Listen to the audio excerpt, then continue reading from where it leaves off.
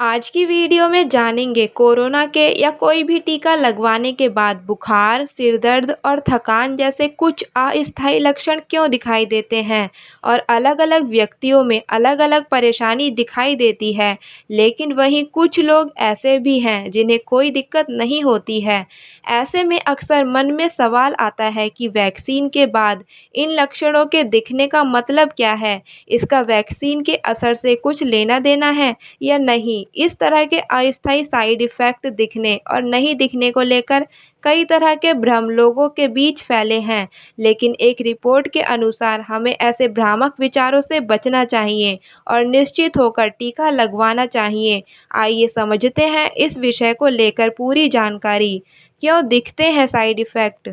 हमारा immune system दो भाग में काम करता है। पहले भाग में शरीर में कोई भी बाहरी वायरस या बैक्टीरिया आते ही इम्यून सिस्टम एक्टिव हो जाता है और टीका लगने के तुरंत बाद भी यही होता है।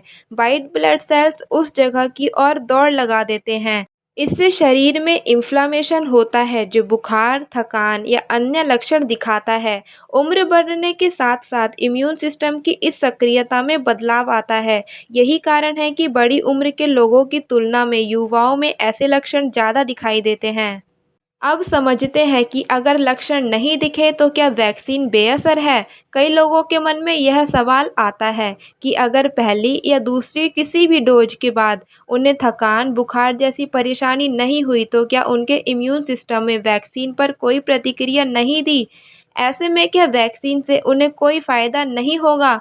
वास्तव में यह सोच गलत है। कोई दिक्कत ना होने का अर्थ यह कतई नहीं है कि वैक्सीन बेअसर हो गई है, बल्कि वैक्सीन लगने के बाद वायरस के खिलाफ एंटीबॉडी बनाना इम्यून सिस्टम के काम का दूसरा भाग है।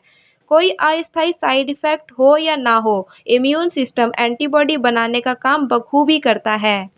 कुछ लोगों का सवाल है कि वैक्सीन लगने के बाद रक्त का थक्का जम जाता है। आइए समझते हैं ब्लड क्लॉटिंग कितनी चिंताजनक बात है। ऑक्सफोर्ड एस्ट्राजेनेका की कोविशील्ड की डोज के बाद कुछ लोगों में ब्लड क्लॉटिंग यानी खून का थक्का जमने की शिकायत देखी गई है। विशेषज्ञों का कहना है कि यह क्लॉटिंग ऐसी नहीं है जिससे हार्ट अटैक या स्ट्रोक का खतरा हो।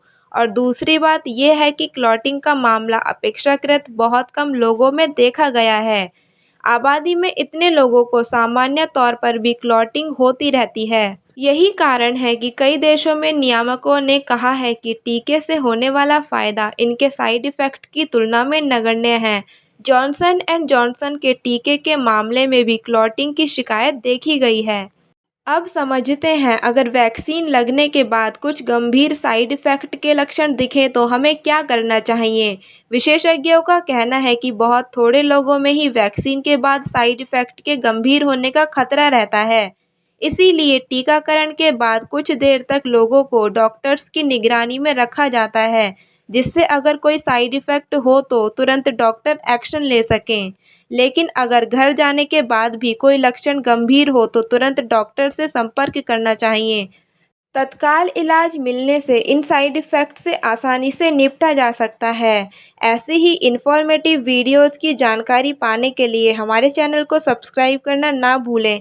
साथ ही ये भी बताइए कि आप में से किन-किन दर्शकों ने वैक्सीन की डोज़ ले ली है।